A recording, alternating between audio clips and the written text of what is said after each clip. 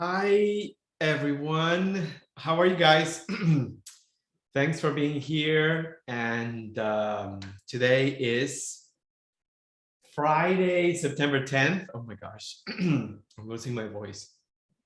And so Jen is in Richmond, Virginia. So she is going to join us at 11:15.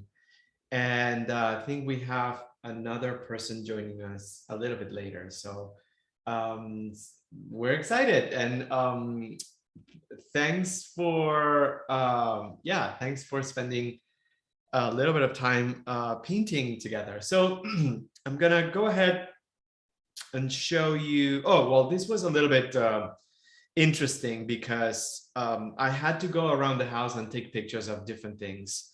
And it wasn't easy, just as any other subject, especially when it comes to selecting or arranging a still life. So I did my best and I finally chose, I'm going to upload it. Well, you can see it here. It's a picture. Oops, sorry. It's a picture of the bathroom. Here we go. Yeah, so there's a little bit of the door and the towels, and we have a basket with magazines and Q-tips and mousse for Kian, and yeah, some tiles. And I chose it because I like the grid. I chose it because some objects are in front of others. I also chose it because of the diagonals. It shows perspective. Yeah, I just decided that I didn't want to show something super untidy also. And what else? I like the reflection on the mirror, the mousse bottles reflecting on the mirror. And there is like a carved sculpture on the back of Madonna or Mary, or I don't know. So that's gonna be my, actually, I'm just gonna go here. That's gonna be my my image. I'm using 12 by 16 cotton paper, and I am orienting it vertically. From the beginning, I just had this idea of like doing a portrait orientation instead of landscape.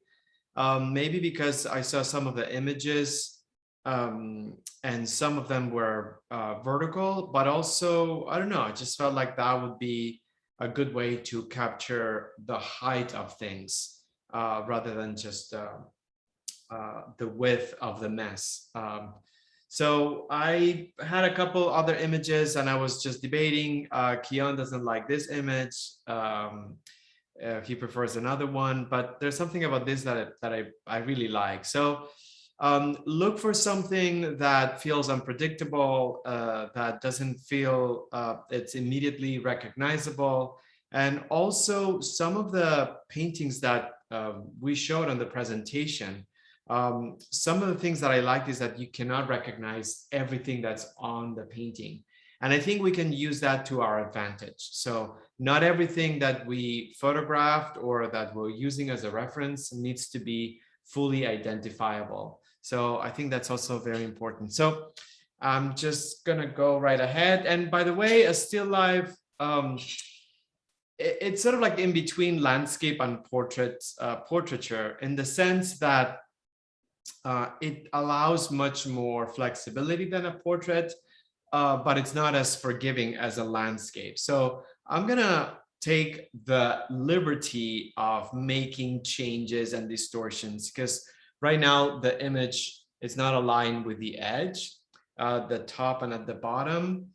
And I think I'm gonna make the decision to align it at the top. So usually what I do, I think that's a good idea. I'm gonna align the image at the top of the format. I'm gonna explain a little bit better. So this is a line at the top right now. So I'm gonna sort of like draw from the upper part all the way to the bottom. And then here, I'm just gonna continue the tiles at the bottom. I figure that this is a little bit easier to visualize rather than just imagine that the towels could continue, mostly because of the folds of the towels will make it a little bit difficult. So now that I have this, and the width is pretty much the same, so I'm just going to start with my main line. So I'm not going to put too much pressure against the paper. I'm not going to do details. And I'm sort of like, I'm going to build the corner. If you have anything that allows you to identify some structural lines, go for it first, because I feel like that sets up the parameters for the rest. So I'm doing the door. I think that's okay. And there are the tiles. I think I'm gonna go for those.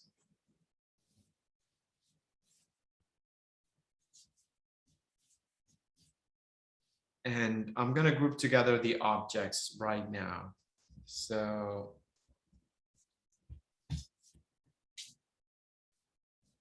just gonna group the objects together, I guess, in a big silhouette. Silhouettes are really wonderful just because they allow us to make all sorts of changes. So that's what I'm gonna do. Just big lines, continuous lines, and grouping together all the elements into one single outline, because I don't want to get too caught up with details.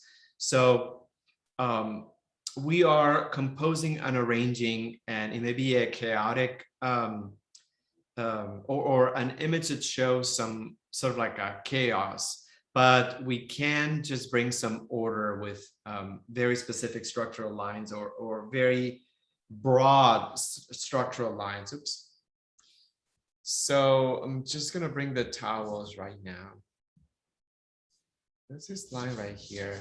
Again, I'm glad I chose this image because the tiles almost serve as a grid.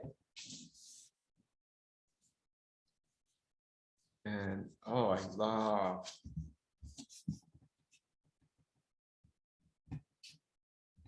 Yep, I need to bring the towel a little bit closer.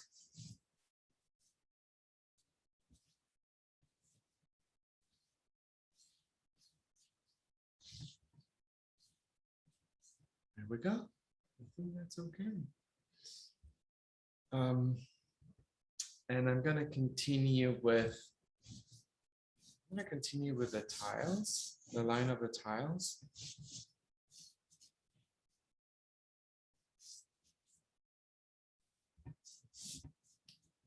There's something about the distortion on this particular subject that I feel it's gonna benefit ultimately the painting.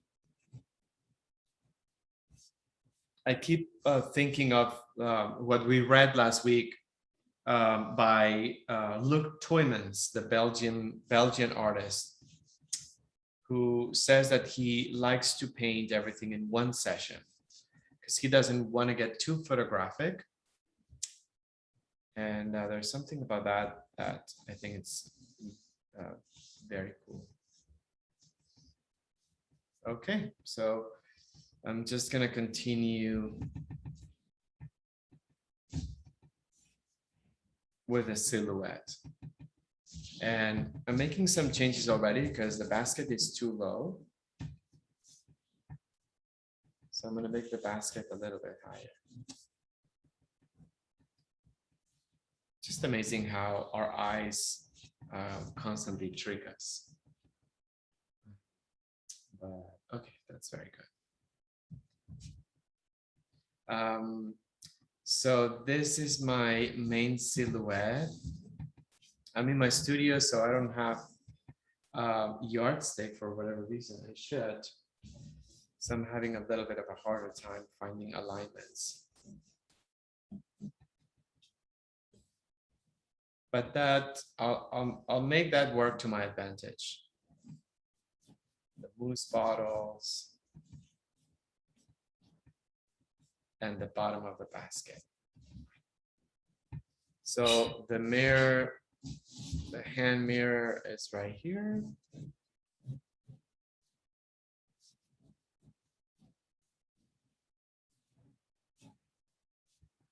I think I'm just, I'm doing okay. I'm just gonna bring the table, the frame out the door. The tassel on the handle. I forgot where we bought this. Oh. The tassel, let me just do this.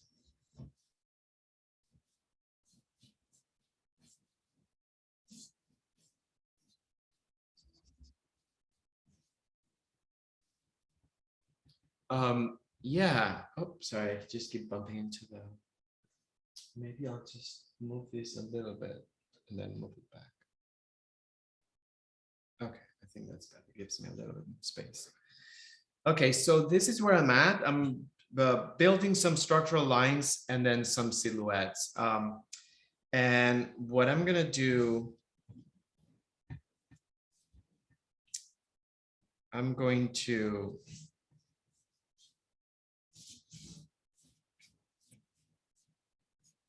continue building a little bit. Okay, I'm just gonna continue building before we have time, before I start washing, because I need to move things around. So first of all, the corner of the table, I keep calling it the table, of the door, it's a little bit too high. So I'm just gonna move that. Okay, I think that's better. I like that this represents almost the stage curtain in a way. So there's something here that covers a little bit what's behind. And that game of bringing visual planes on an area or a subject that doesn't have a lot of depth, it's always very important. And I love to do that with still life, especially because, you know, if you have all the objects on full view and also isolated from each other, you lose the capability of creating the illusion of depth. So that's why when I took the picture, I just wanted to get something with different layers.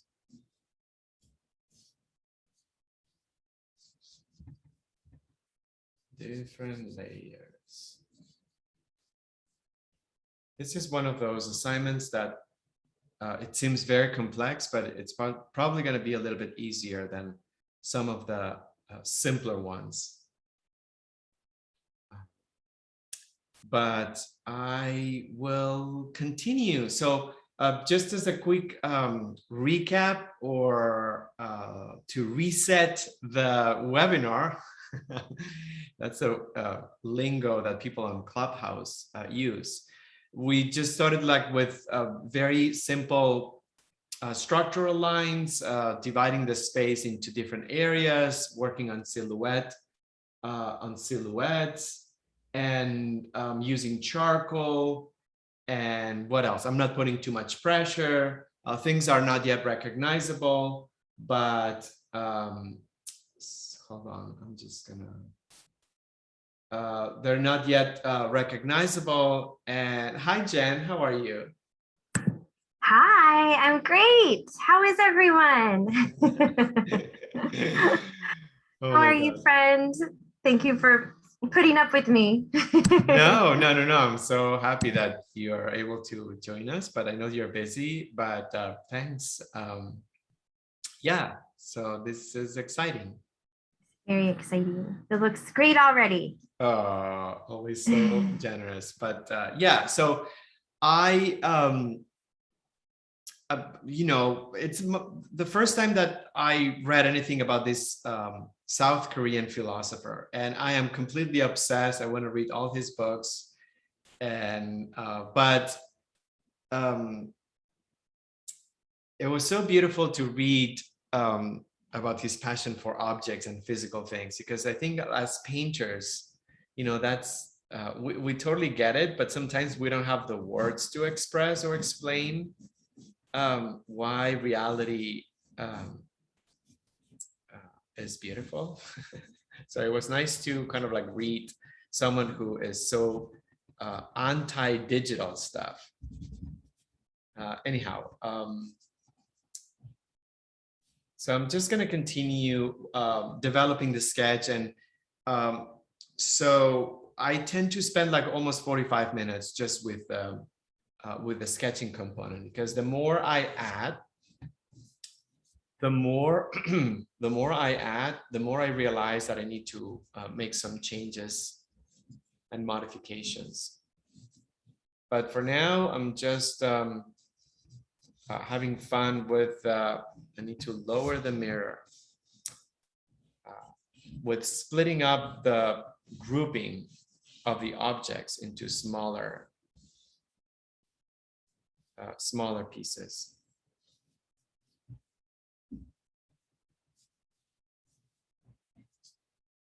There you go. And the basket, I'm going to raise it up a little bit.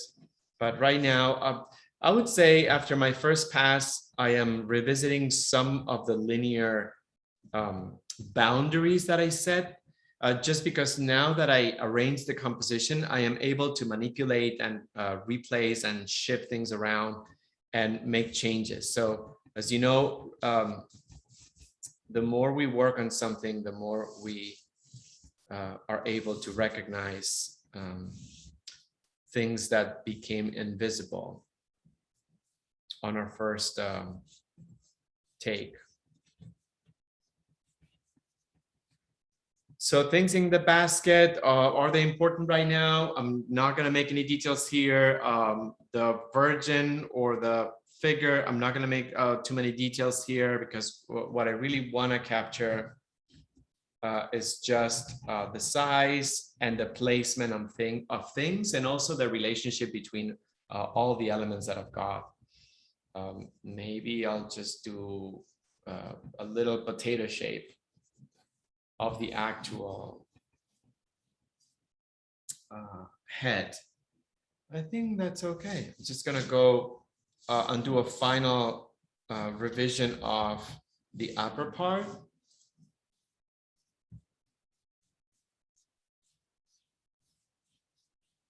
Jen, when was your festival, or is it happening this weekend?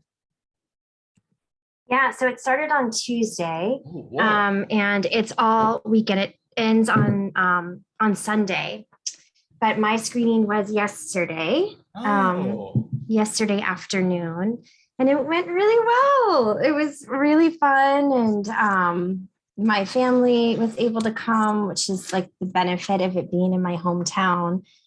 And yeah, so real quick, guys, I did this film over during the pandemic, and or a film over the pandemic. It was a 10 episode series of 1 minute episodes.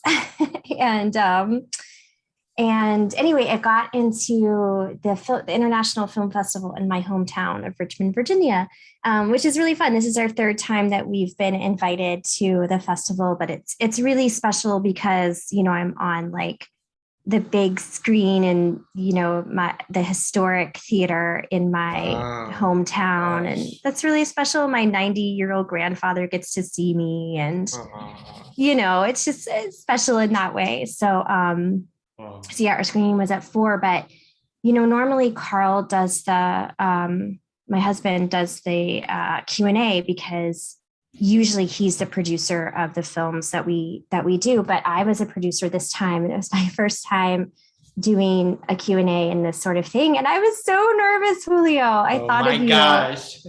Because I had kind of, prepared what I was going to say, and had kind of, it's been a while since we did the film. So I was thinking back about our inspiration and our challenges, and, trying to remember all that. But then, of course, there's this pressure, you know me, like I put this pressure on myself to be like funny and charming and, you know, like win the crowd over. And that was really hard to do. It was the crowd was very quiet. And they were also very far away. We were in the front of the theater and they were kind of towards the middle to back. So I don't know, it just kind of felt like, oh my God, I'm all alone up here. But yeah, it was good. Uh-oh, it looks like we lost something. Oh, never mind. Sorry. Yeah, just got a phone call. Okay, I think it's just gonna be bad. But yeah, it was super fun. I just want to give a shout out to Minda for joining us. Yay. Thanks for taking the seat. Hi. And welcome to Los Angeles. Okay, cool. I'm going to be quiet now until you need me. Well, thanks, Jen. No. So, yeah, we're so happy, Minda. Thanks for being here. By the way, because we record the webinar, we sort of like turn off the video and the microphone now, and then we open it up later. So we try to keep it webinar style. And also, some people, just so you know, some people like to just watch the instruction and then they just play it again and then they do it on their own. Some people just do one stage. So don't feel like you have to have all the materials or the support or the setup or the you know, everything ready to do it. So and no obligation or pressure to later kind of like share anything. But yeah, so we're just happy you're here. And I'm going to try to sort of like explain where I'm at right now. So I started shading, and when I'm at a point where the sketch gives me the idea of scale and placement, then what I do, I move from the linear sketch to the value scale. So it's the final step on the sketching process, and it allows me to understand the light direction, the value of the different areas on the painting, the order from darker to lighter that I will follow when I start applying the brush strokes. So I try to separate or segment the process into very clear steps. I would not start shading too early in the process because I know that I'll have to move things around. I only start shading when I know that I'm okay with the linear elements that I have. So that's why I started doing the shading now. If you notice the shading accomplishes a few things. The most important thing is that you're moving your sketch from a very linear effect, which sometimes could be very crude and confronting, to something a little bit softer that gives us the idea already of an illusion of space. So when you shade right next to lines, the lines become edges rather than lines. So it's a way of integrating all the parts that you fragmented when you started sketching. It's a way also of understanding how the light is hitting different objects. Traditionally, going from darker to lighter, it makes sense just because it's a way of creating a graded scale that will allow us to understand what areas we're going to be painting first. And we're following a very traditional approach, darker to lighter with the sketch, and then when we start doing the wash and everything else. So that's where we're at. And then yeah, I try not to overdo the sketch because we're going to start washing or staining this. So if I go into too much detail right now, then when I start applying the wet medium, I'm just going to get rid of pretty much everything. So this is not really important. I'm doing the reflection on the mirror inside right now. It's not important right now, but I can help. It's like a painting inside of a painting. I think that's gonna be okay. So I think that's gonna, as usual, you decide what you want to feature. No one's telling us that we have to feature absolutely everything. I think that's very important. And also something that I'm noticing is that I choose things that have lots of diagonals because that's a very quick way of making things look like space. But sometimes I have to be careful because we make lines that are either too vertical or too horizontal. So be aware of the stiffness and the rigidity of any lines that you apply, because most likely things will feel really rigid. I think that would be the word. So exaggerate.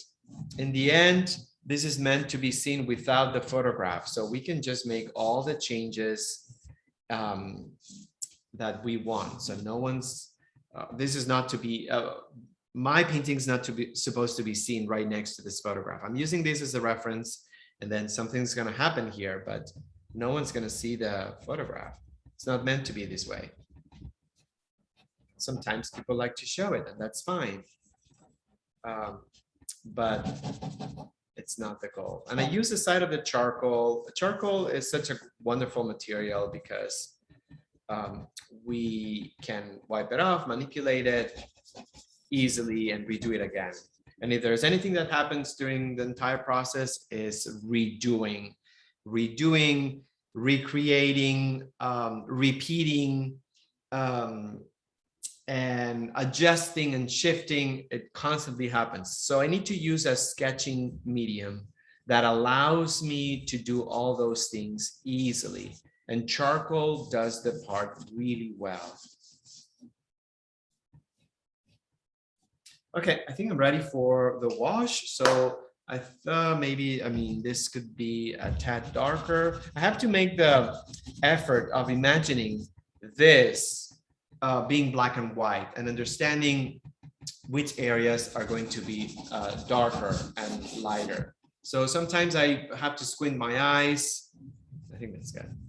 And then really making the effort of thinking that this is black and white, and then finding out the areas that are going to have the darker elements, like the base of the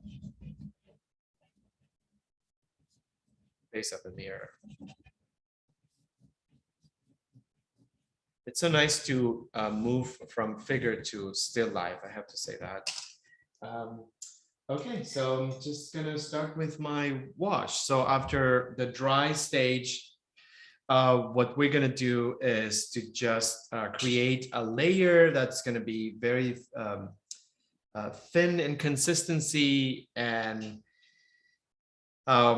we send a list of the colors, but essentially I'm just gonna do it. Can I do it? Yes. I don't know if you're gonna. Yes, I'm using two liquids. I'm using the solvent, and I'm using my own medium, which is a combination of two oils. And we went through different solvents and different mediums, but this is a citrus-based solvent, and this is the most non-toxic solvent that we found. It smells like orange, and it doesn't bother me now, but it has a very strong smell, but it's wonderful. And then instead of like a medium, I found that if I mix some stand oil and linseed oil together, it just gives me a nice consistency. We want something that dissolves, and we want something that carries. So that's the main broad categorization.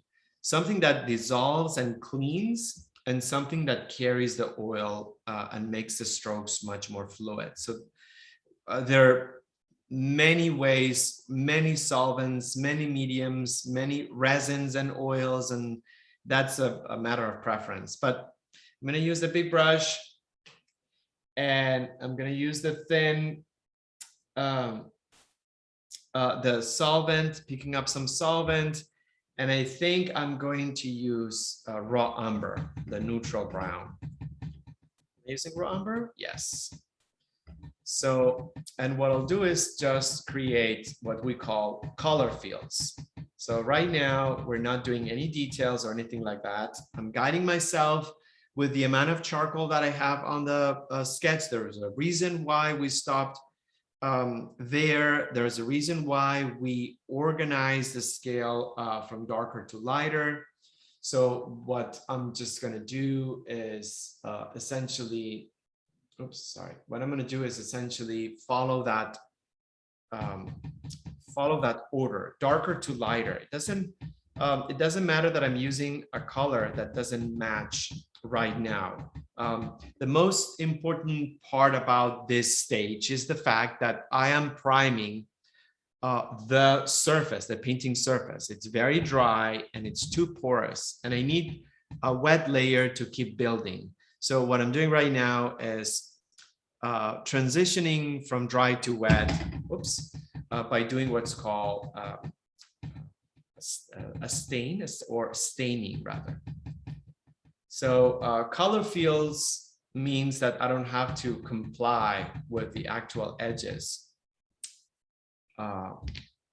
of my charcoal. Something making noise. I'll try to be gentle. So then there's the bottle, one of the mousse cans right here, the handle perhaps. So rather than going by order of elements, so this one first, and then the one next to it, and then the one next to it, I go by order of values, and I define value as the amount of light reflected on a surface. And that could go from a very strong highlight, meaning a lot of light reflecting on the surface, like right here, or barely any light reflected on the surface, a shadow. A highlight and a shadow are two values. So maybe this is like the darkest part is this one right here. So I have the darkest area. But I go by value, not by position of the objects. So I'm just going to do this one next. And yes, I'm using that brown, the raw umber. And I'll be able to change the color a little bit later on top. I'm squinting my eyes. This is a little bit lighter, so I'm going to put less paint. And then there's this shadow. I'm going to continue doing this until everything is filled with a little bit of turpentine. And maybe I'll just switch to the ecru now. I think that's a good idea. This is the reason why I don't put too much detail on my sketch, because the color field implies that I have to, yeah. Oh, I don't know why it's making the noise, but I will back it. Okay, I think that's better. Okay, yeah. That's okay. It's just because I'm applying a little bit more pressure. If you need to wipe a drape or something like that, or if it's too dark, you can use the rack. The rack is a great painting tool. Always have it right next to you. Maybe I'll just use a little bit of the light blue, and I'm just gonna go on the towels. There we go.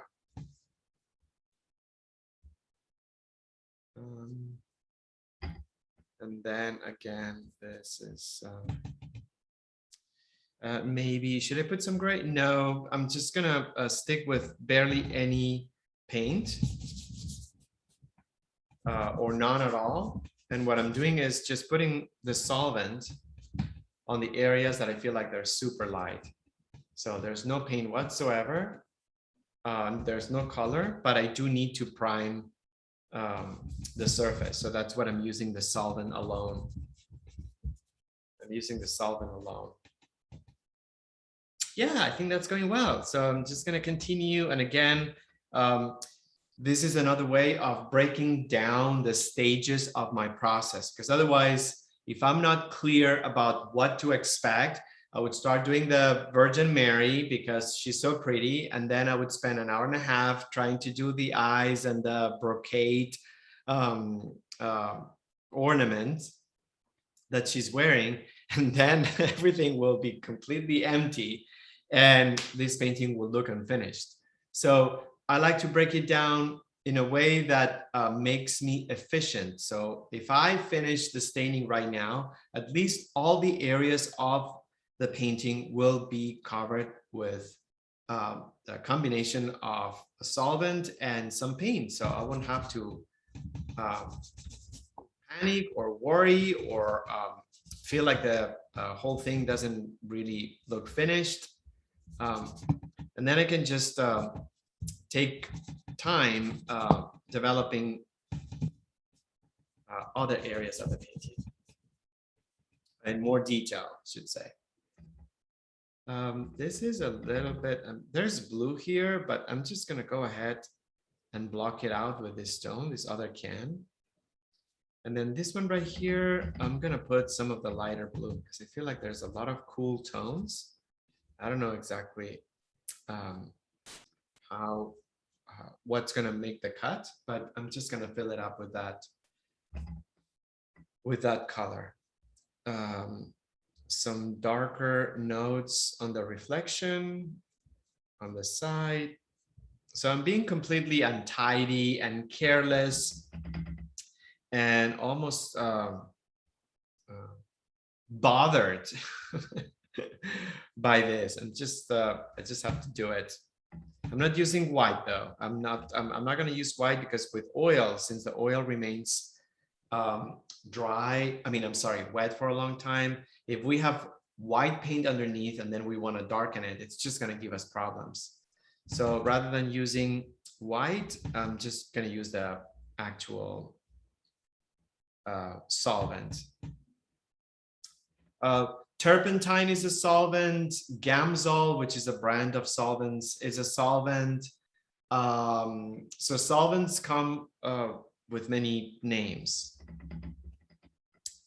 and we're using a different kind. Okay, so I think that's it. I think that's it. Perfect timing. I don't need to close the gaps. Yeah, I think that's okay. I think that's it. I'm done with the wash, you guys. So, oops. And I'm so happy. And also, there's something about this being not careful that to me speaks of humanity as well. So let me kind of like do, if I may, sort of like a conceptual connection between the stage that I'm at and the theme that we're using. And we were talking about how we're doing a still life that hasn't been arranged specifically for this. It's the truest version of that object, in the sense that we're capturing it when we didn't expect any roles for the object. So there's something about that unexpected and true moment that I really like, and also connecting it with the philosopher or what he said, and how the digital world sort of like blurs the lines between truth and lies or non-truth. So conceptually, I just feel like this kind of like appeals to that humanity of the truth. And what can be more truthful than just being honest with your brushstrokes? So I'm not gonna try to perfect or polish or arrange my brushstrokes in excess, because I feel like I like that idea of being truthful and not being overtly protective or worrying too much about what others would say about the brushstrokes. So I'm gonna move to the next stage, first notes. So this is a very important stage, and I am gonna use a medium brush. Yeah, a couple of medium brushes. So I'm gonna park the big brush. I'm not gonna use it. Maybe I'll use it a little bit later. I don't know. But for now, I'm gonna use a couple of medium brushes. Oops, I keep bumping into this, but let me see. So things that change, the brush was number one, and I'm gonna change the liquid. So instead of using the solvent right now, I'm gonna use my carrier liquid, the combination of oils that I have. Some people use the non-toxic or solvent-free medium, and some people use Gall Kit and other stuff. But yeah, I'm gonna use the oil, the thicker oil. And so right now the solvent will be just to clean the brush, but what I'm doing is just changing the size, switching liquids. And what doesn't change is the order from darker to lighter. That's something that's going to remain. So on a first note pass, there are two things that are really important. Number one is that we want to build a little bit of definition and opacity. So that's why we're not using the solvent. And number two, this is the time that we're going to start exploring and experimenting with color. So I just did a broad approximation, but I really want to find out which colors I'm going to have to work with. So in order to do that, we use a really sneaky technique that consists of getting a piece of plastic that's transparent, a cellophane, and then just making tests of the color that we're going to mix in the palette over the plastic. So we are able to compare the hue and the value, the temperature, the hue and the value of that color. And I love doing that because I may have all the colors on the palette, but these are the raw materials. But I know that this is a little bit of green. I know that this is a little bit of purple. So I'm not sure. And this definitely has a little bit of a lot of orange. So I know that I'll have to manipulate the colors a little bit. First notes, we are moving from color fields to color blocks. So a color block has more of a definition on the edges. So I'm going to be able to resketch the edges of this. And so essentially, it's like it's a big deal moving from staining to first notes. So I'm going to start analyzing or testing or checking the color of the Mary. And when I mix a color, what I do is first I try to find a value. So what's important is that the value is similar. So for example, I mixed brown and gray because the brown, the raw umber out of the tube is way too dark and way too pigmented. And that's one of the reasons why we love gray so much, because it allows us to tone down, desaturate without changing the hue too much. Okay, so I need to bring a little bit more gray. And Jen, I got oil. Good. Oh man. I know. I should say that we were shopping for paint. I was shopping for paint, and I tried it. I wanted to try a new brand, and I just got this new brand, and I used it, and I painted with it.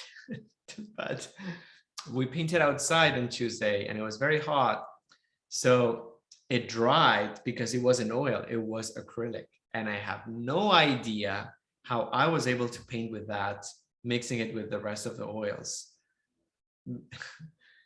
But it happened.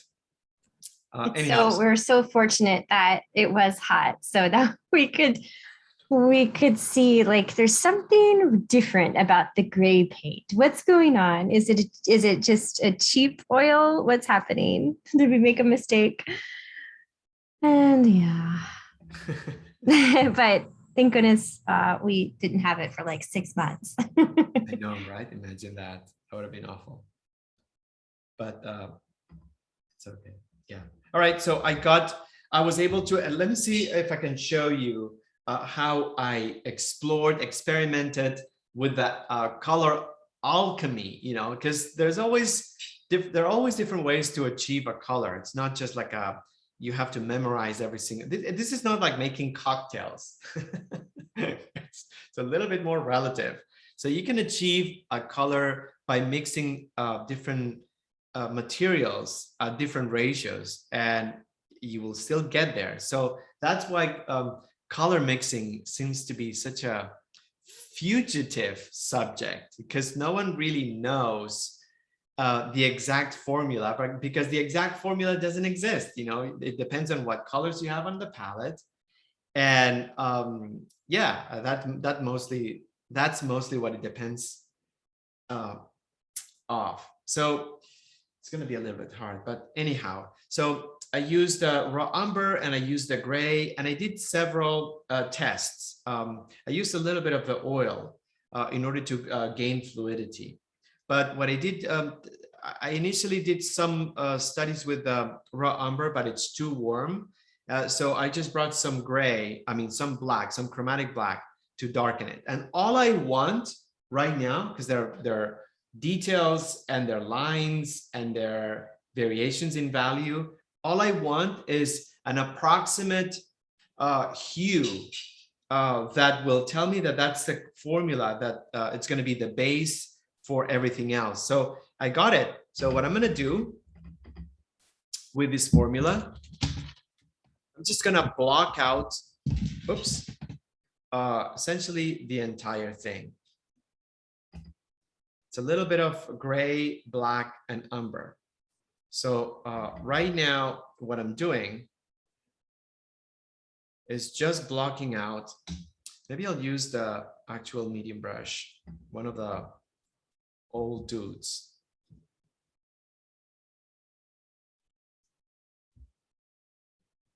I'm using a little bit of the directional stroke, but essentially I just repeat what I did with the wash, but this time a little bit slower, with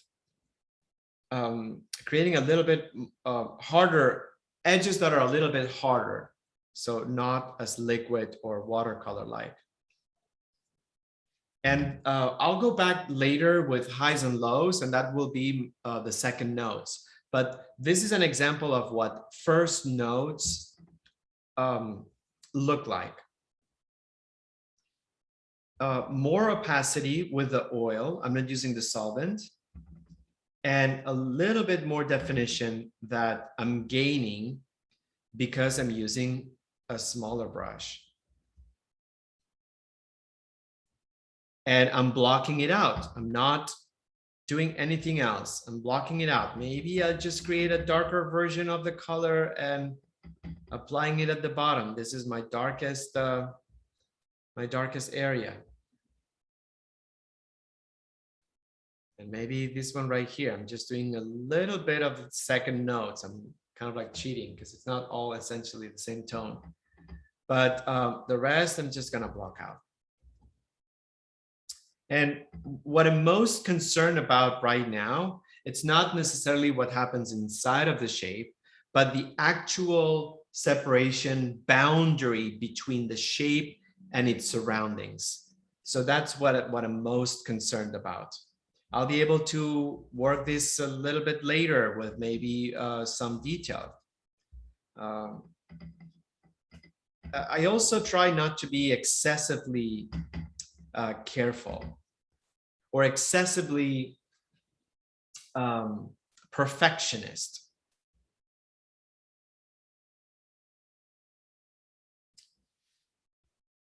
Oh, there was an interesting, it was so, I'm just going to go there. It was an interesting conversation a couple of weeks ago. One of the Clubhouse discussions by some of the artists, and they were talking about the concept of perfectionism in art. And it was a really neat group of people from different backgrounds, and they were talking about how perfectionism affected or impacted their creative practice. And what's beautiful about Clubhouse is that you have a melange or medley of people from different backgrounds and different groups and different demographics and ages and countries and minorities, right? So the what is it called? The people who started the conversation, the moderators. So they initiated the talk about perfectionism is something that they it was a necessary evil in the sense that they incorporated it because it just pushed the work higher. And they talked about how you needed to sort of like control and tame so it doesn't take over. It was really kind of like, okay, well, this seems very interesting. Everyone was talking about their experience. But then as more people started to chime in, people that had like a very not very easy childhood, they started expressing how perfectionism triggered a lot of traumatic experiences. And that was really interesting in the sense that depending on who you ask, they will believe that perfectionism, it's something that it's necessary in a way. You know, you have to have a certain dosage of perfectionism in order to elevate your work. And this seems like really, you know, nice.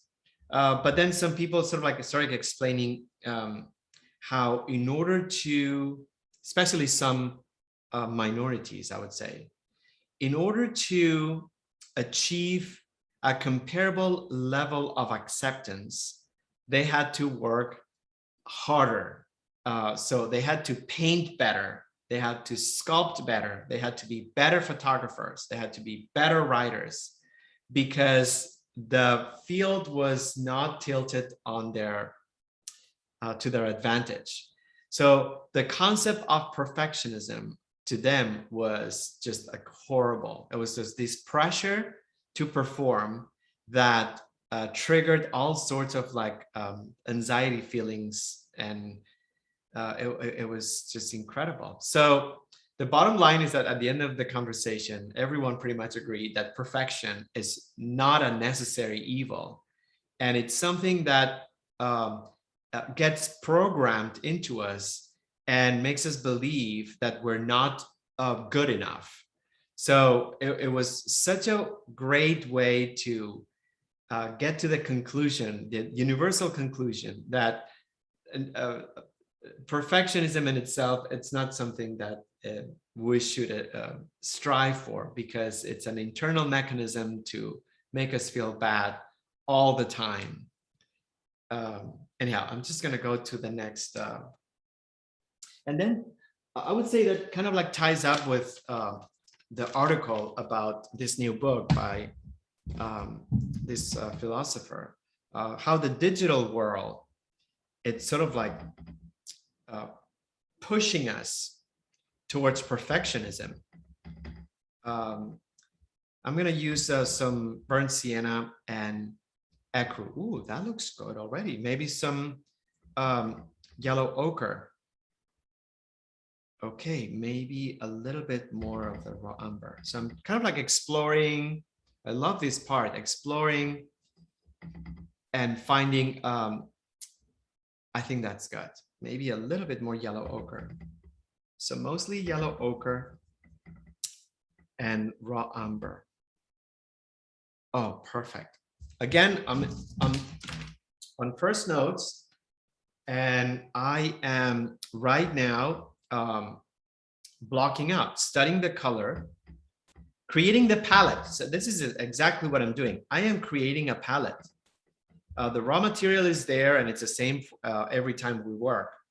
But what I'm doing right now, it's creating the palette for these paintings. So that's why I'm studying the colors and using this little sneaky technique to find out what possible combination of colors I may be able to use for this. And then once I get that out of the way, I just color block. There's no, yeah, that's gonna come later. I mean, the highs and lows and all that stuff is gonna come later. Anyhow, and sometimes, you know, be careful because you're gonna try to stretch the mixture that you did with more oil, and then it's gonna show a lot of transparency. But we will have to make some more paint at some point. And again, what I'm concerned, or my concern right now, is the edges of my shapes, and also the hue, the combination of colors. So, because I don't want all my paintings to look like they have the same palette. Each painting has its own palette. We may all start with the same raw materials, but the color palette is always different. So this would be my my first note on the basket. And then going darker to lighter. And there's something right there that I'm not gonna test because I think I can just get it. I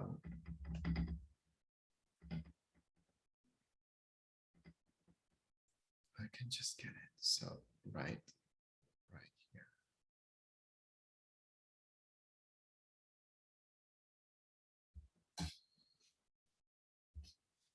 The handle is, since it's kind of like similar to the wood, the dark wood, so I'm using the same tone. So sometimes I don't have to do this on every square inch on the painting. I just want to make sure that I trust my eyes and not my mind in making color decisions. Let's go for this one. This is also very dark. So I think here I'm gonna have to bring more colors because I don't have, yeah, I'm bringing all my blues and my greens. So maybe I'll just, what should I do? I think I'm just gonna start with greens. And maybe I will use, I have a green here that feels very turquoisey, and I have a blue that feels very turquoisey. What should I do? I'm gonna use the turquoisey. It's not turquoisey, it's there's a lot of blue. It feels like Viridian, but it's not Viridian. Oops. Yeah, I think that's it. It's so dirty that I don't know the name of the color, but with greens, we kind of like categorize them into cold greens and warm greens. So a cold green has more blue and a warm green has more yellow. So I'm using a green that feels a little bit cooler. So let me see, because the tassel and the towels are within the same range. So I'm gonna bring this green and some of the blue and a little bit of the black, and I'll explain that. Okay, so this is a good combination. So the green out of the tube is way too bright. So I need to tone it down, and I'm using some of the light blue that we have on the palette, and we have a light blue and a light red because those are light temperatures, or in other words, they're warm. There are versions of a warm white and a cool white, so that's why those are very important colors on our palette. So I'm using the blue light and a little bit of black in order to desaturate the green. And I think I need a little bit more black to darken it a little bit more. I'm gonna bring some gray to also continue dispersing the color because the green is still very intense.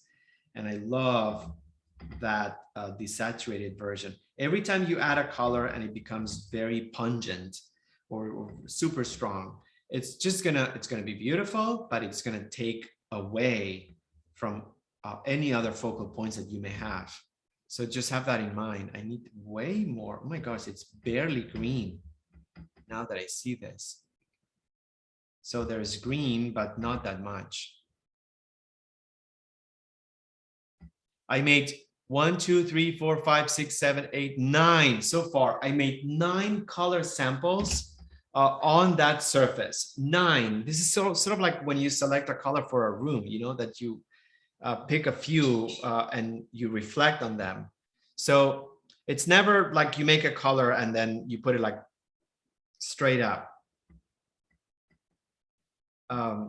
You explore, you experiment. I think that's good. Oh my gosh, I'm not sure. I'm gonna bring some more green now.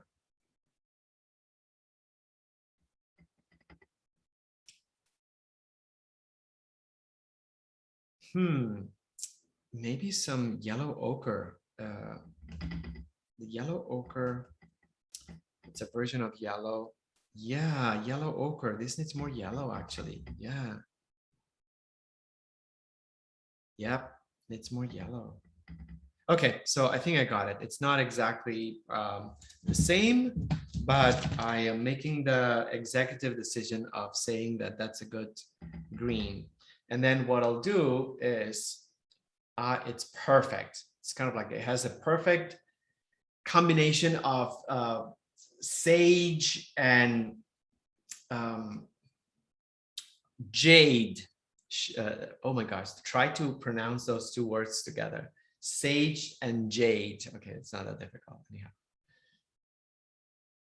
So that works perfectly. And again, Julio, that was amazing. Try saying those 2 words together. Okay, it's not that difficult. It is, I think. Sage and jade. It is difficult. Okay, thank you. Oh, geez. Okay, so I'm just going to continue and I'm going to use the medium brush, but and yeah.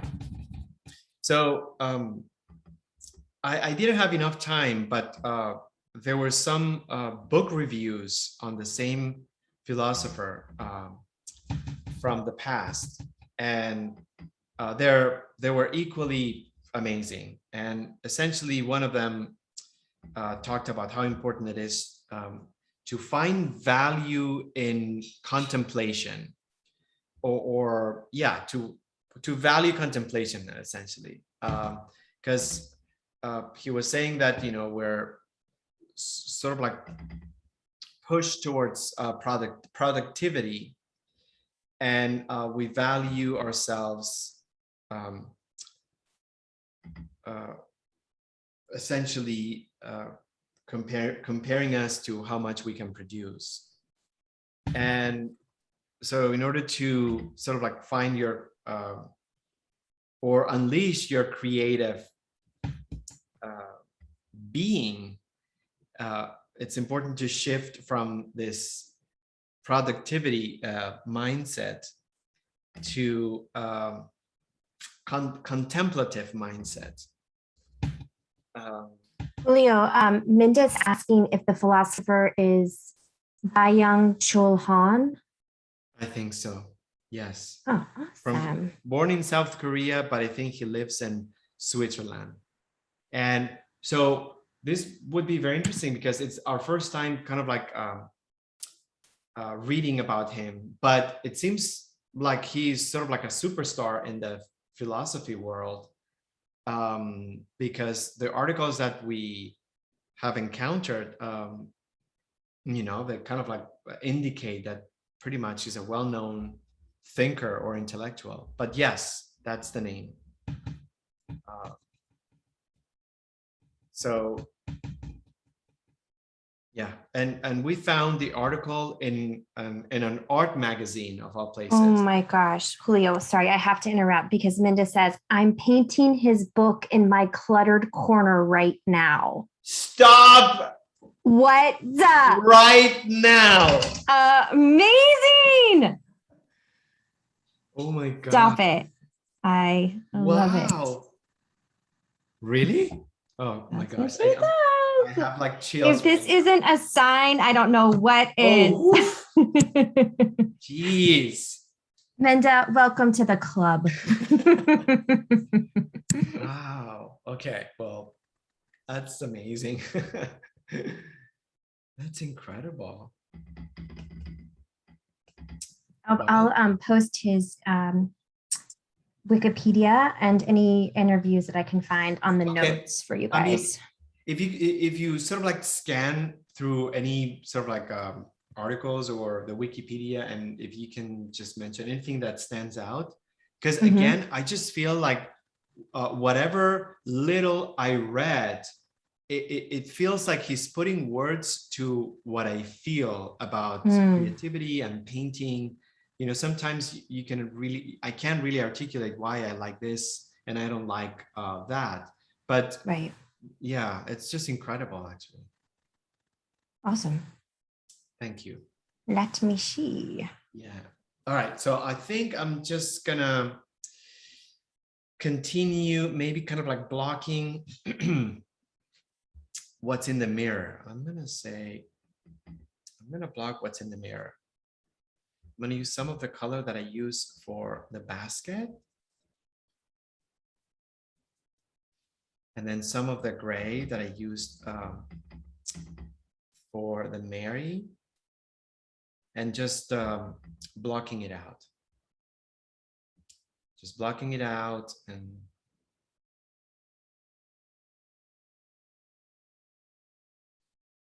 then just continuing.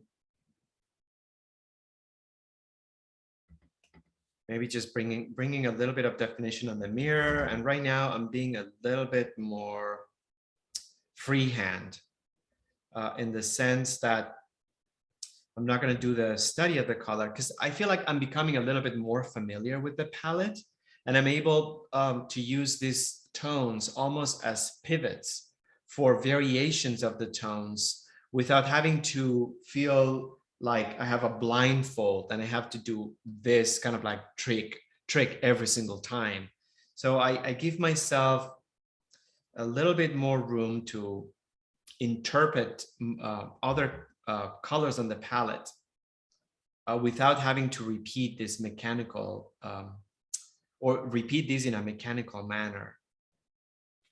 If that makes any sense. And I'm going to do the same thing with the mousse cam, blocking it out. I'm not doing time-wise. I think I'm okay. I'm going to give myself maybe 10 minutes, because time management is something we talk about, and it just doesn't seem it has anything to do, or it seems like it has everything to do with perfectionism. But in fact, I just think it's important to kind of like get a sense of how much time we allocate to our practice, because essentially we want to make sure that we are as efficient with our time as possible, because we just don't know when we're going to be able to get back to the painting. And using the example of Luck Timons, I don't know how to pronounce his name, but that's okay. He likes to do things in one session.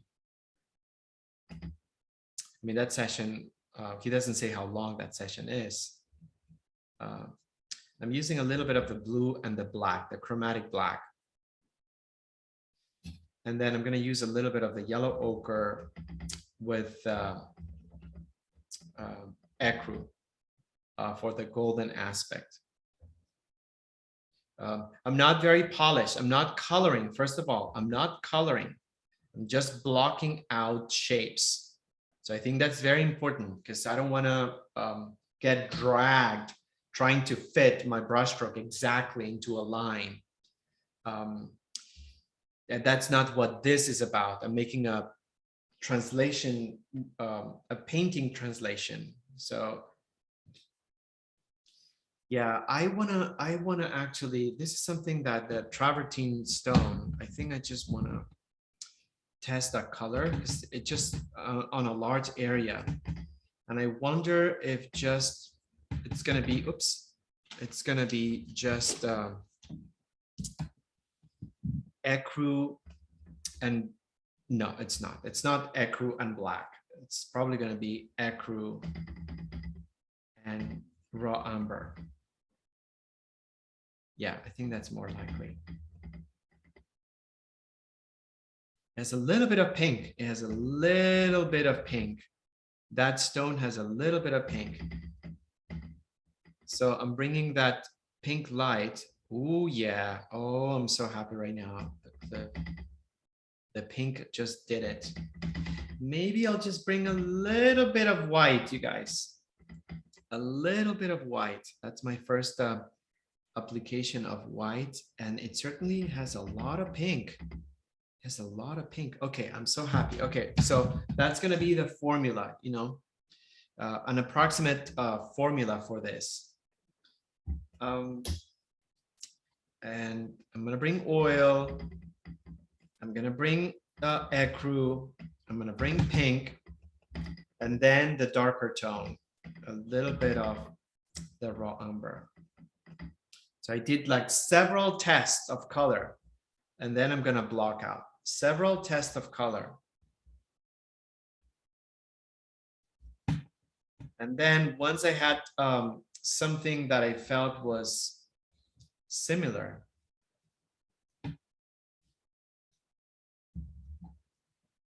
I'm just gonna go for it. I created a darker version, so I think I'm just gonna now create a lighter version of the color. Some of the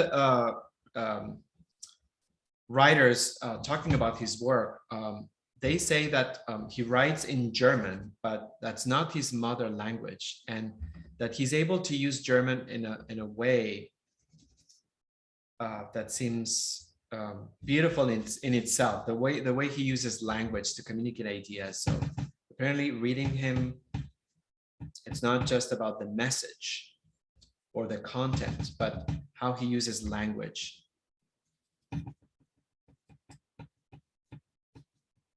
So yeah, I love this sort of like pinkish tone, and I need more echo. I need more echo. Because I'm gonna have to cover that. I'm gonna give myself, okay, I said like a few minutes. I wanna see if I can just block out at least the travertine and maybe a color for the tiles. And then I'll jump to second notes. I think that's going to be my strategy. So I'm using the oil or the combination of oils or the carrier, whatever you're using, if it's a medium. The idea is to have a little bit of an oily consistency that carries the paint further.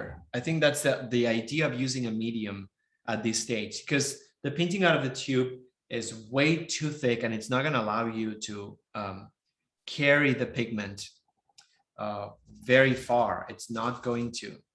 So that's the whole idea about using oil or a medium here. I keep saying oil and medium, and it's a personal preference. There are three, in a very sort of like orthodox way, there are three kinds of liquids when you paint with oil. There are solvents, there are mediums, and there are oils.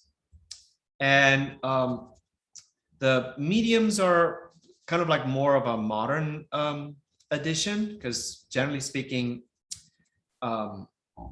although people used resins and wax, and those are sort of like mediums as well. But the classic materials are solvents and oils.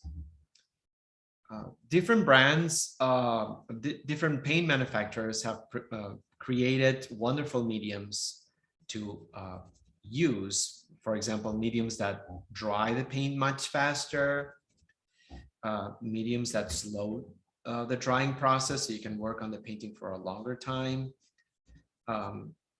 And yeah, mediums that are chunkier, so you feel like you're building a lot of texture on the on the surface. So it just depends. It gets very confusing, to be honest with you. Our journey through mediums has taken us from gall kits to solvent-free mediums, and finally we just decided to simplify it and using a combination of oils. The thing about mediums that's also very good is that if you paint with an excessive amount of oil, let's say you use stand oil, oil is the last thing that dries on a painting. So you may be running the risk of having a painting not dry for literally for years, and that's not a problem. But if you have your painting in a room that gets dust, or that someone opens the room, you know how much it accumulates on the floor. So if you have something that's very sticky, you're gonna get hairs and particles on the painting, especially if it dries or it takes years to dry.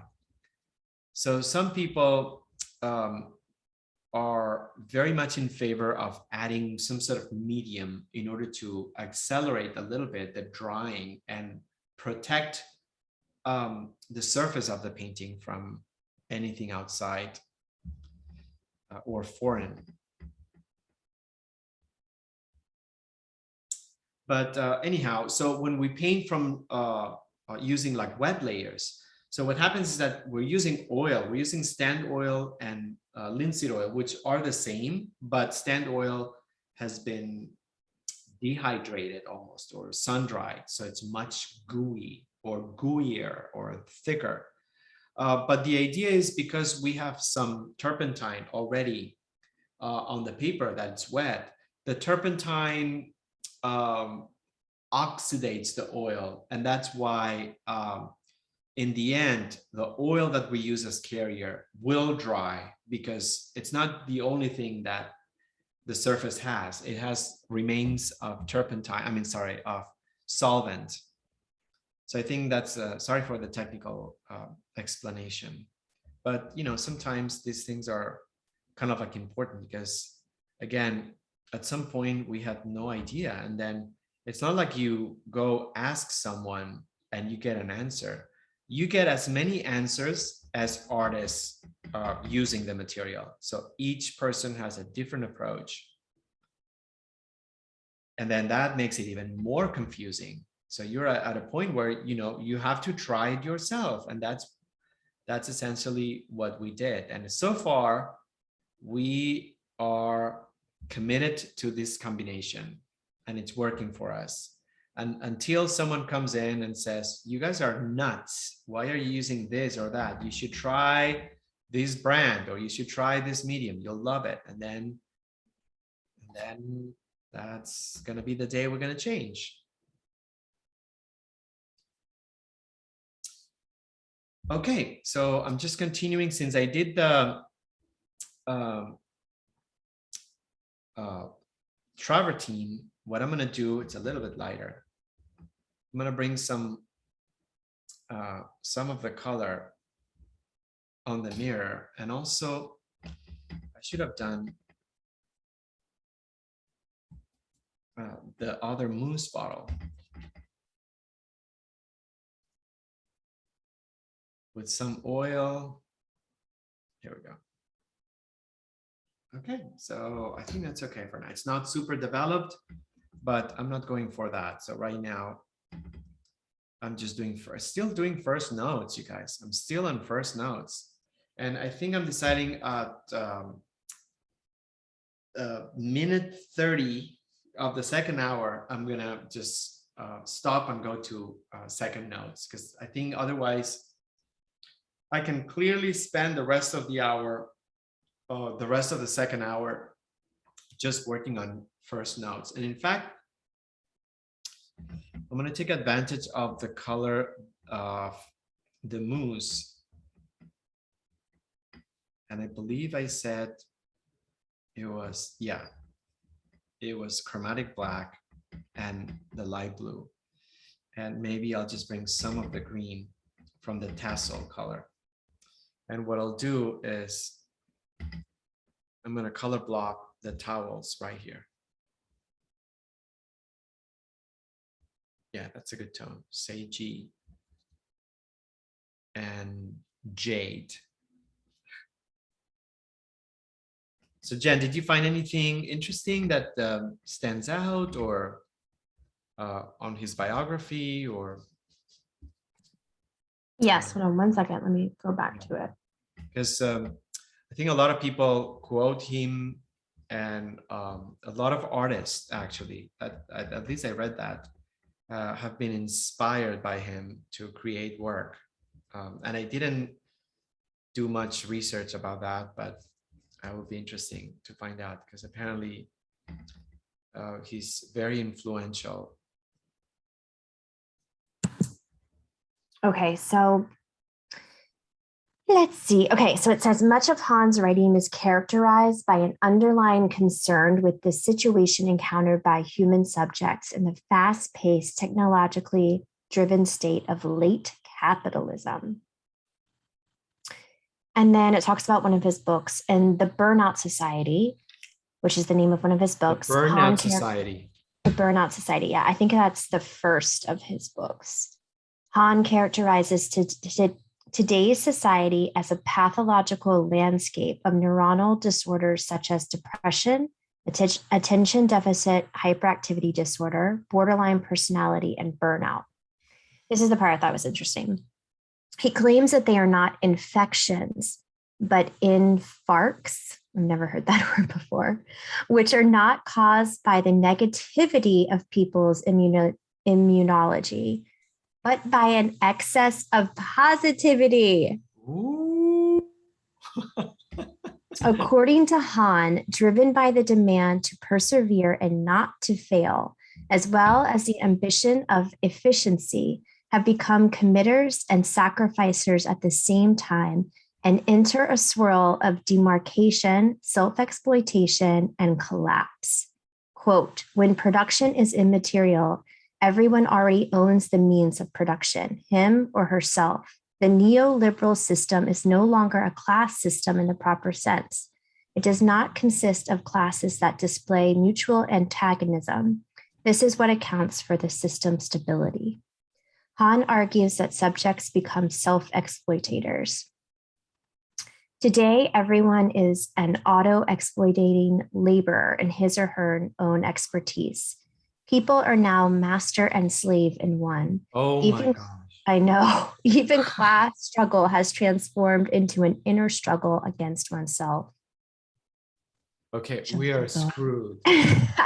Honestly, it's like when I read the positivity thing, I was like, oh my God. And then of course I'm immediately like, I'm ruining my son. Holy crap. I know. Okay. We are doomed. We're so doomed. Okay, what do we do about it, Jen? Does he say anything? No, not really. That's the hard part. Okay, let's see. Okay, it says, okay. Let's see. Oh God. I mean, it's honestly so depressing. Okay. Han's diagnosis extends even to the point of loss of desire, the disappearance of the ability to devote to the other, the stranger, the non-self. At this point, subjects come to revolve exclusively around themselves, unable to build relationships. Even love and sexuality are permeated by this social change. Sex and pornography, exhibition, voyeurism, and representation are replacing love, eroticism, and desire from the public eye. You know, Esther Perel talks about this. The abundance of positivity and self-reference leads to a loss of confrontation. thinking, Hans states, is based on the untreaded, on the desire for something that one does not yet understand. It is connected to a high degree with eros. And so the agony of eros is also the agony of thought. Not everything must be understood and liked. Not everything must be made available. Wow. Ooh. Yeah, I know. Yeah. Yeah. I feel like I want to read his book, but I also feel like I'd have to read it very slowly and 5 times. Yeah, I get you. Yes. To purely understand every single concept. Yeah. And also not be completely depressed. I know. Yeah, this is sort of like one of those things that it's almost like dangerous to read because it kind of like flips all the cards on the table. That's it. Yeah. And then you're like, holy crap, what have I done with my life? Completely. And where do we go from here? Right, exactly. Yeah. Well, I would say, I know that in the article that I read, some people label him a cultural pessimist. So some of his critics, they kind of like they categorize him, or the criticism revolves about this pessimism about our culture, which makes sense. And I understand, and I love that, because some other people say that he is truly romantic, and the pessimism is not so much to bring anyone down, but to sort of like bring up things that are more human based. So this romantic idea of being human, which I like. Right. But I feel like, based on seeing or having read just this couple of things, and maybe later we can, Minda can kind of like tell us a little bit more. I don't know. But I just feel like creating art is a way of avoiding all this doom, or being creative, or doing things with your hands and creating objects, because right now we're doing a painting is an object, so we are creating an object with our hands. So I just feel like that is a way of and we're contemplating and we're observing, and we talk about observation. It's sort of like a way of avoiding just falling into this depressive state. Yeah. So yeah, I'm with you, friend. Thank you. That and Fritos. Oh my God. The end. That's so interesting. Well, listen, I think, I'm with you. I'm not sure if I'm going to be able to sort of like dive in, but at the same time, what I like is finding the verbiage to explain to people why what we do is so amazing and healing, and people should do it because it just takes you away from that vortex of digital. Did you see the new glasses, the Ray-Ban? Today was on the news. The stupid, like Zuckerberg, he just came up with this Ray-Ban model that captures everything, I guess. And it was, remember the Google glasses and the, oh yeah. So, well, that hasn't stopped. So he just came up with these glasses that record everything or whatever. I don't know. It's just really scary because, they're trying to put us all in this alter universe that they all talk about. Right. Yeah, and that is the end. Yeah. Agreed. All right, I'm going to post. I'll post what they look cute. They look like just regular glasses, don't they? No, yeah, they look nice actually, but yeah. Bummer. I know. Yeah. But anyhow, so yeah, sometimes we say we are the future. I know that this is very pretentious, but I honestly believe like we are. I mean, this is like we are. I mean, if you want to survive all this nonsense, you need to paint. Yeah. You want to keep your mental sanity, Hope you said all of this in the interview, my friend. Oh my gosh. I know I don't think they were ready for it. Yeah. They're like, this is a Sunday morning, 8 I know. a.m. Cool your jets. Oh my gosh, Julio, you would have died. So yesterday in my Q&A, I was talking about, they were like, well, tell us about your what inspired you to take this story or whatever. And so I was talking about TikTok and reels and like micro entertainment and all of this, which is fine. Everyone was kind of nodding their head, and then I started talking about how I felt like it was really important to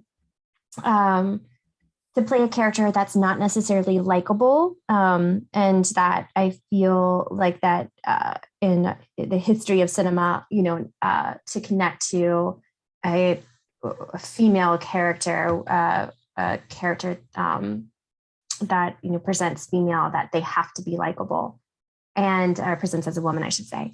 And that we really tried to fight against that and try to find ways you could still find your way into the story without having the character having to be likable and this and that. And I just kind of felt like the audience kind of be like, or like, just kind of losing their interest. And I'm kind of like, oh, maybe this wasn't my group to go down this sometimes that's silent. Yes. I mean, yeah, sometimes we have amazing conversations, but then it's hard to translate that conversation it is in a different context. And then you're like, okay, I mean, the disconnect or the distance, I would say sometimes some speakers, they're not aware that they are creating some distance between themselves and their audience by bringing up something that maybe it's not relatable, or it's so unrelatable that it's so out of their radar that they just feel like at a loss and they don't really I know it's unfortunate too, because I feel like that these really are the times that we should have these conversations and these tough things, and like this is what people should come to these things for. Is like a deeper conversation about entertainment and what that means, and content and we just constantly absorb, and what that says about our society and our responsibility in that storytelling and and what have you. But honestly, some people are just there to like support their friends, and that's all they want. So I don't know, it's a tough kind of way in, but whatever. No. I just thought you'd think that was funny. Thanks for sharing that. Yeah. Sure. Sometimes the tangents that we take during the sessions sometimes are a little bit too far off. Oh my God, totally. I just posted the Ray-Bans on our shared album. Like, how did we get there? I know. Well, that's good. Yeah. Oh my gosh. Well, thanks for sharing all that. I think that's just really fascinating, especially reading some excerpts and some totally interesting. And I don't think, I feel like, I'm stunned that this is the first time that I'm hearing a voice being so clear about the dangers about what we're experiencing, because I don't see it anywhere. And you would think that, everyone talks about screen time and this and that and social media. And I would think that this sort of like voice should be part of the conversation. So it's amazing that it's not, because I mean, this seems like highly intellectual, but at the same time, it's not, I mean, it could be really, it could wake a lot of people up in the sense like giving them the opportunity to understand the dangers of getting so caught up on this. But so I think it just took 6 extra minutes to do my first notes, and I still didn't finish this area, but I pretty much I'm okay with the accomplished first note stage.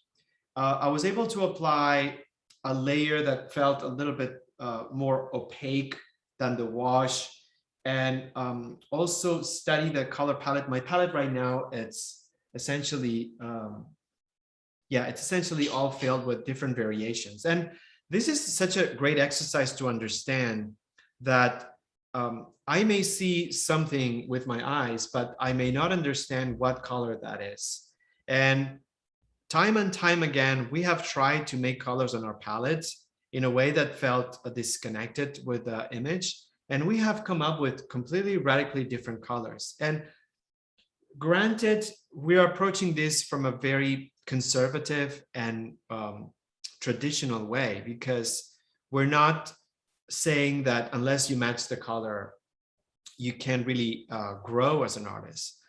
Obviously, that's not the case, but I just feel like every single time that I create a palette, I am stunned and humbled by the fact that I don't see the colors until I test them, until I create different versions of them, until I realize that there is a temperature that I'm not able to perceive.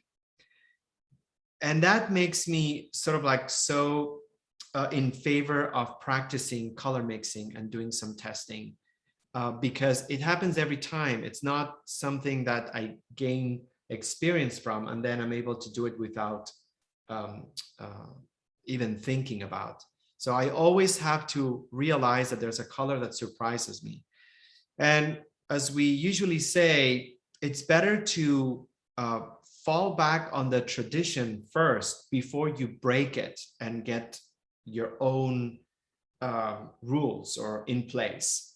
So delve on the tradition, practice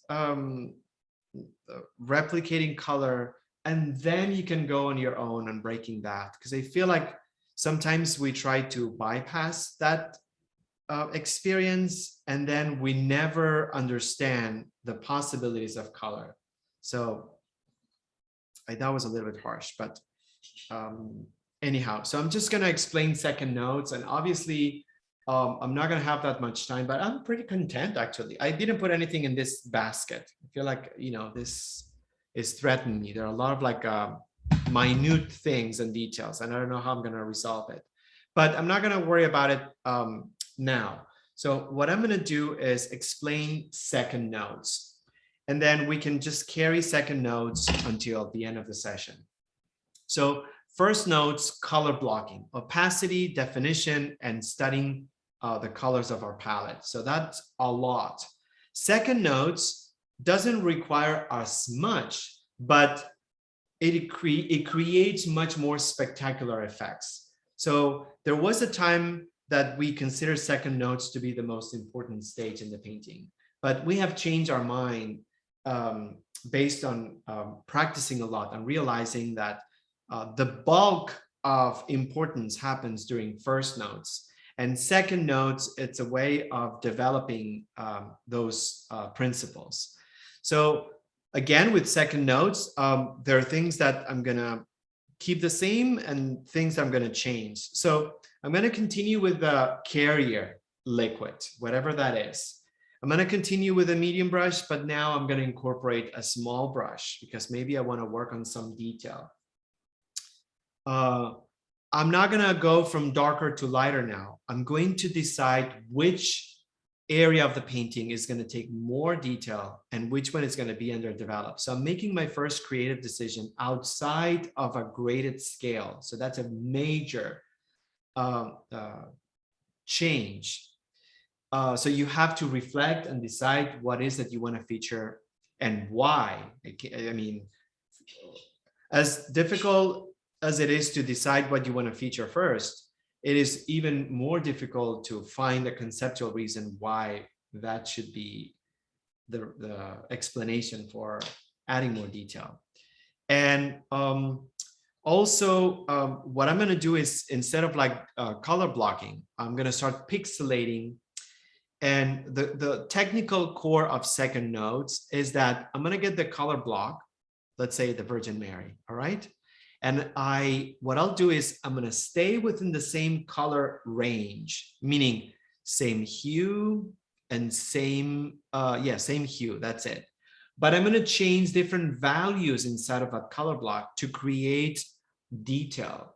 So on the example of the Virgin Mary, I just pretty much color blocked, but I already initiated a little bit of a second node beginning. So I'm going to actually choose the Virgin Mary, although I prefer to bring a lot of detail on the cans, the mousse cans, and the mirror, because I like this kind of like reflection. There's something that it really appeals to me. But for the purposes of explaining what second nodes are from a technical point of view, what I'll do is now I have the color palette, and I think I'm just gonna bring, so it's pretty much all filled. So there are a lot of tones. It's hard to see, but it's all filled. But I didn't cover anything. I created color samples. And the reason why I didn't cover everything, it's because now I have a color history on my palette, and I remember what I did. And that's probably another reason why it's good to spend a lot of time, if you can, on a first pass. But what I'll do is I'm going to stay with the range of colors that I created with Virgin Mary first. And then with a medium or small brush, I'm going to darken a tad more the area. This is a little bit darker.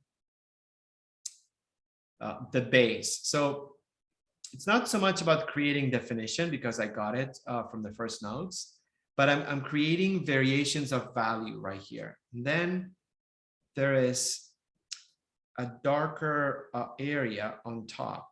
So if you want to be able to add a different value on top of the two layers that we already have, the wash or the stain and the first notes, be gentler with the pressure against the surface, because we have a tendency of using the same pressure, and then we end up scrubbing all the work that we did to begin with. So be a little gentler with the pressure, and you'll be able to add on top. And that may mean that you'll have to make more paint and perhaps not use as much of the carrier. So that's what I'm doing right now, just more paint. I'm not doing the using or mixing it with a carrier. And I'm trying to create high and low versions of that same color. I'm not using a new color. I'm not bringing any other actors in that mix.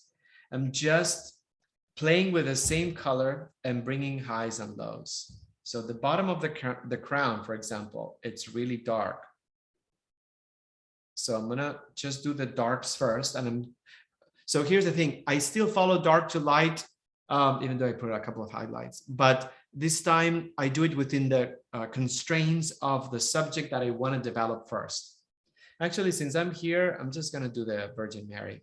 Let's see if I can do we're gonna go maybe 5 minutes beyond the second hour. Let me see if in this 20 minutes I can just do both this and maybe the reflected image, because the trick also is, or the secret is to understand that the speed of progression of the painting exponentially increases as we move forward. I'm not going to take the same time to build definition on the Virgin Mary now than what it took me at the very beginning. I can really do a lot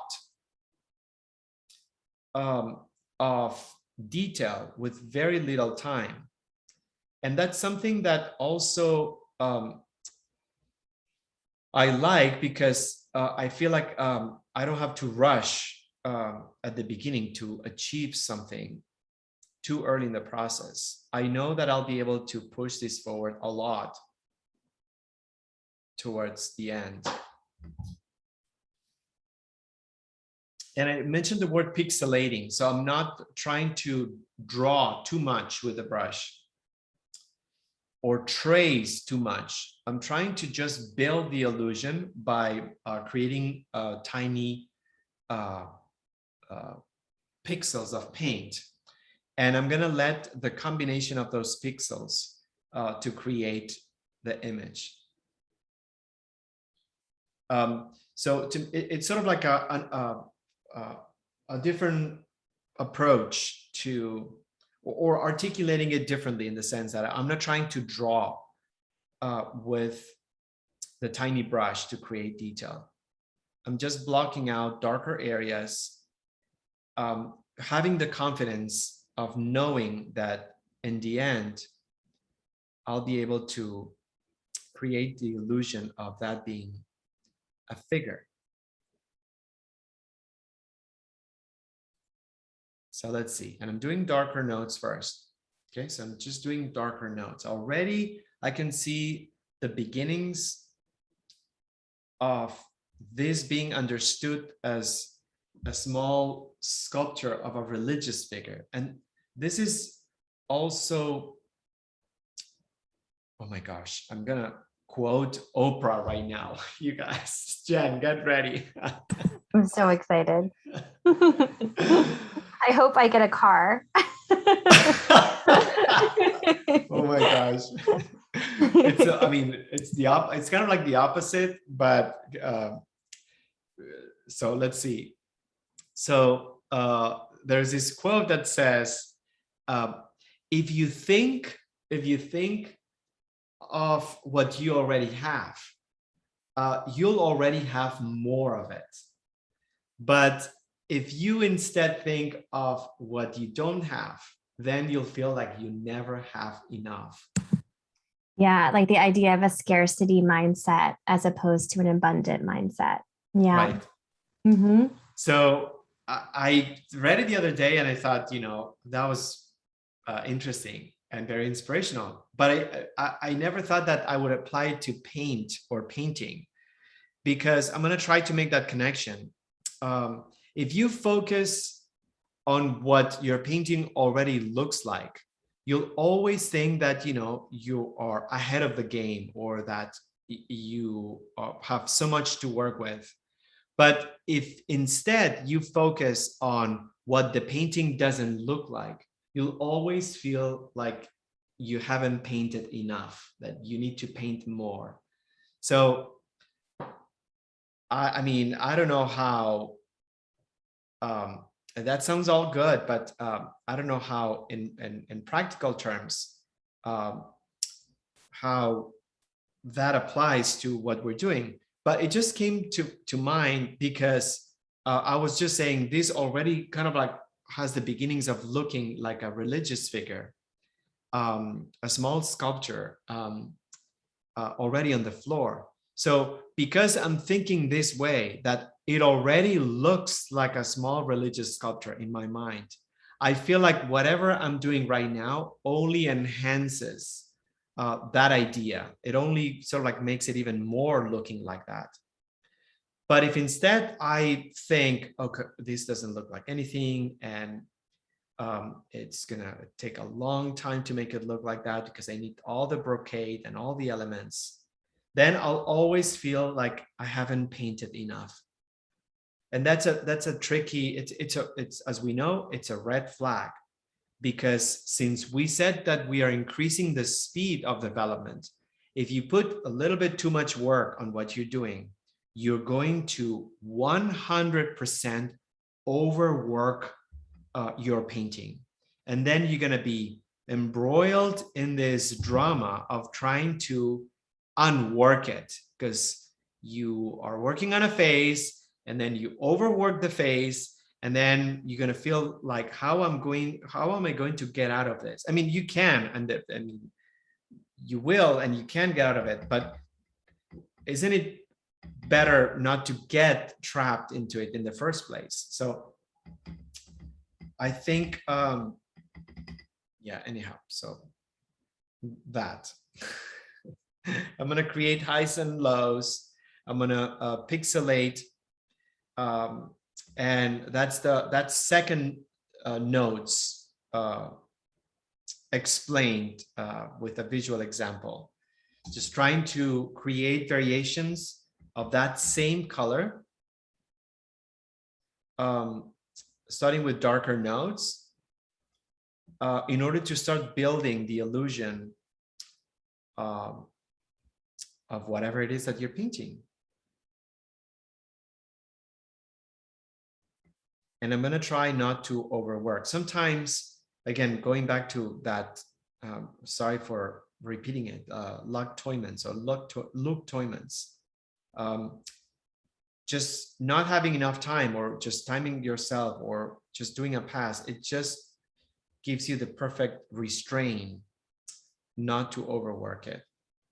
And I'm going to do the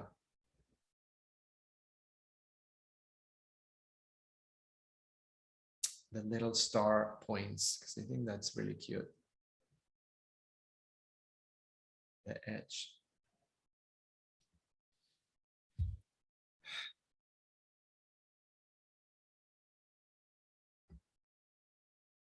Okay. And then on the other side, I'm being completely messy on this because it doesn't really match the number or anything like that. But again, that is enough. I think that creates enough information or and by the way, when you were sort of like reading about the philosopher, I just created a color for the tiles in the background, and I'm using that because now I have the color palette. I created the color palette, so now I can just go back and forth, and approximately the colors get like mixed up and they're not sort of like super clean, but at least I can trace back the colors and create, a little bit more definition from the outside. With second nodes, we also have the possibility, and not only the possibility, but we have the chance, or we have the responsibility, I guess, to manipulate the edge of our shapes, because that edge, it's not permanent. As we continue adding brush strokes on our work, we will continue seeing the edge in places where we thought they were perfect, or it was perfect, but now we see that we need to stretch it, or we need to shave it, or we need to cut in, or we need to expand it. So this is an example of cutting in from the outside to create that that edge, or to move it. So second nodes, it's a stage in which I find myself moving edges a lot more.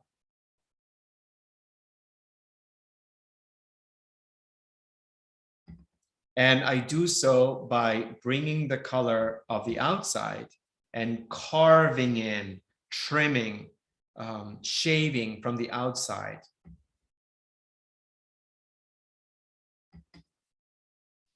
Okay, so I think that's it. I'm gonna just do the side. This is a little bit lighter. Also, we have this idea that when we paint, we feel like there has to be a lot more contrast of color and value than it's necessary. I see the image and there's barely any difference in value on the side. So I know that even if it's not perceivable, when I step back, it'll be totally visible. So sometimes we, what would be the word? We underrate, I don't know, we underrate the small changes in value that happen within an area. So a little bit thicker. So of course now I'm totally absorbed and I have so much fun with this that I want to do more of the virgin and less of the reflection. But I am literally carving the sculpture through different values of the same color. And I'm doing it with pixels. I'm not dragging the brush too much. If you drag the brush, you're going to scrub the paint that you have underneath, and it's just going to take you 5 steps back, not just 2. My brush is not super small. It's a flat brush, and it's not tiny. I'm using the sides to create a little bit more detail. And I'm going to bring some darker notes on the outside to create separation between the halo of the Virgin Mary and the tiles. And that is second notes that I'm applying on the tiles. So I just jumped from doing second notes on the Virgin, and I'm now doing second notes on the tiles to create that separation.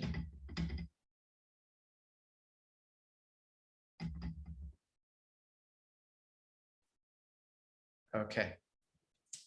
There is a gap, there's like the grout, but I'm not gonna do the grout right now. I'm not gonna do the grout. There's the white of the door, because there I have like a few gaps right here. So maybe with very gentle pressure. Again, the amount of pressure will facilitate the application of wet over wet. So if you feel like it's not really allowing you to put it on top, try adding a little bit more paint on your brush and then barely touching the surface. You will be able to leave a mark on the painting. That's going to be the color of your paint. Yeah, and then I'm going to use this brush.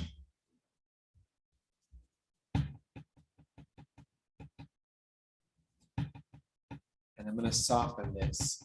I'm going to soften the wood. So I like to create variations of strokiness. So I like to show some brush strokes that are a little bit more pixelated, and then against some brush strokes that are buffed or completely strokeless. I don't know. I guess that's the word.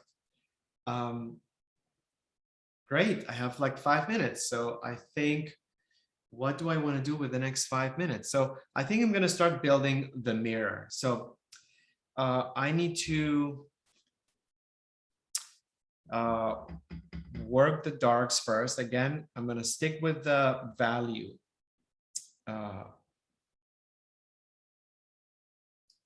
The hue, I'm sorry, it's sort of like a silver or chromed. So this needs to be a little bit darker.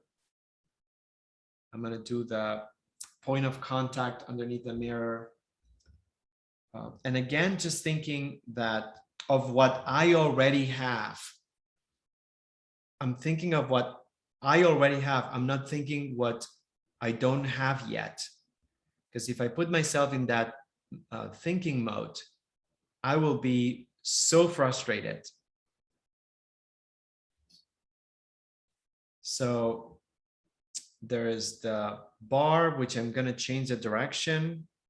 And I'm using a pixelated brush stroke. So by using a pixelated brush stroke, I avoid making it look too colored. Colored in the sense of I have to reach I have to make sure that the color that I'm applying, it covers from edge to edge. No, that's a rule that we are imposing on ourselves. Doesn't have to be like that. So a few strokes to create, I don't know if you are the reflection, and I'm going to bring, so this is, it's a section of a cylinder. So I'm just going to try my best to see with my pixelation what I can do with it. So we'll see. So there's a little bit of a border. So I'm just going to see if I can bring that thin line maybe a tad to separate the mirror. No, I need a smaller brush. I read somewhere that you should use a brush that's one size bigger of what you're comfortable painting with. And I thought that was a really good advice, because we always gravitate towards smaller brushes because we think like they're going to give us more definition, but they're also trapping us. So that's why I didn't use a tiny brush, but right now I'm using one. always use a brush that's a size bigger than you would normally use. Thought that was a great advice by an actual painter. And that's a typical question. What brush should I use? And then the answer was a brush that's a size bigger than what you normally would use. And I thought that was brilliant.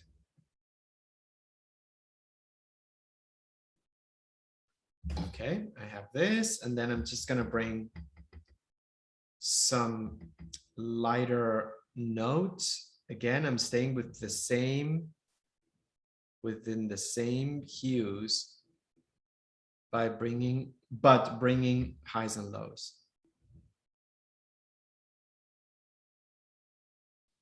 There's a lighter line right up there. So I'm gonna try to somewhat pixelate it.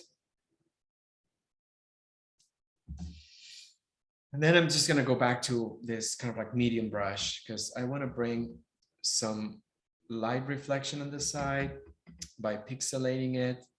Again, hopefully by now you'll see that if you have white paint underneath and you're trying to make it lighter, the painting is not gonna, the surface is not gonna let you. I mean, I'm sorry, let me just repeat. If you have a layer with white paint, if you have a layer with white paint in it underneath, and you try to make it darker, because now you see the edge and you see the shadow, the painting will not let you, the surface will not let you, because the white underneath will always prevail. So that's the reason why traditionally going from darker to lighter makes sense, just so we can avoid getting swamped on those, with those things. And how do you come out of it? What would happen? So yeah, we have, with oil, we always have options. We can wipe the whole area off and then start from scratch, or we can use a gentler pressure with a darker tone over it.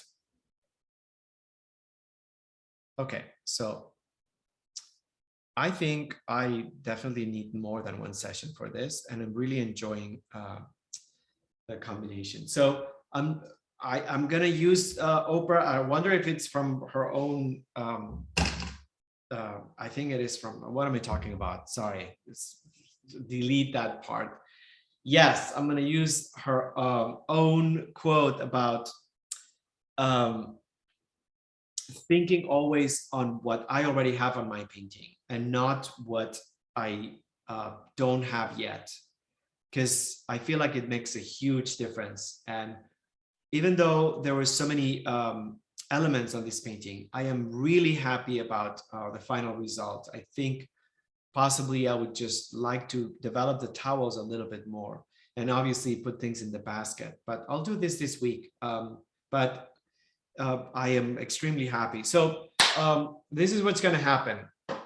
We're going to take a break. So right now, 10-minute break because I forgot to drink and I forgot to do everything. So at 1:15, if you are on the West Coast, so in 10 minutes, we're going to reconvene and we're going to stop the recording right now. So we'll leave the video open and we'll stop the recording. And then at 1:15, we'll just open the microphones. It's not going to be recorded. And by the way, you're welcome to contribute with your painting. We would love that. Take a picture of your work and upload it on the folder link that we provided. The work is in progress, and it doesn't matter if you just made one charcoal line. It's just gonna help all of us to sort of like see more things about our own work. So 1:15, I'm gonna stop the recording and we'll see you in just one bit.